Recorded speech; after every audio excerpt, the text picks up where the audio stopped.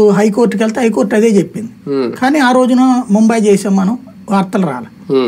కానీ సుప్రీంకోర్టు ఇప్పుడు వెళ్తే హైకోర్టు ₹1,00,000 పెనాల్టీ వేస్తే సుప్రీంకోర్టు దాన్ని 25,000కి తగ్గించింది.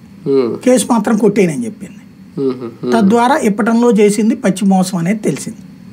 ఇది నాడేం మాట్లాడారు, ఇప్పుడేం కోర్టు తీర్పిచ్చింది, ఈ రెండింటిని పెట్టి సింపుల్ గా వీడియో ఫోకస్ చేయడం, సోషల్ మీడియా పోస్ట్ ఒకటి చక్కగా రాసేటటువంటి 10 మంది జర్నలిస్టులు పెట్టుకుని చేయించుకోవచ్చు కదా. జర్నలిజం బ్యాక్గ్రౌండ్ ఉన్న వాళ్ళని పెట్టుకుని ఈ తెలుగుదేశం అదే కదా చేస్తుంది. ఇలాంటి ఆర్గనైజ్డ్ లేదు వాళ్ళ దగ్గర. మరి డబ్బులు కొరత ఉందో లేకపోతే ప్లానింగ్ కొరత ఉందో తెలియదు. ఫర్ ఎగ్జాంపుల్ జగన్ మాట్లాడాడు, ఓ 10 నిమిషాలు బయట 15 నిమిషాలు బయట పంపించుకుంటారు అందరికాళ్ళు.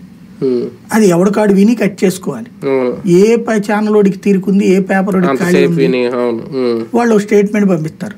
అలా కాకుండా జగన్ మాట్లాడిన మాటల్లో రెగ్యులర్గా మాట్లాడేవన్నీ వదిలేసేసి ఇంపార్టెంట్ పాయింట్స్ని కట్ చేసి ఓ మొక్క దానిపైన చిన్న కామెంట్ పెట్టి దాన్ని సోషల్ మీడియాకి పంపించుకోవచ్చు, వాళ్ళ గ్రూపులకు పంపించుకోవచ్చు, వాళ్ళ అకౌంట్స్ నుంచి పోస్ట్ చేయొచ్చు.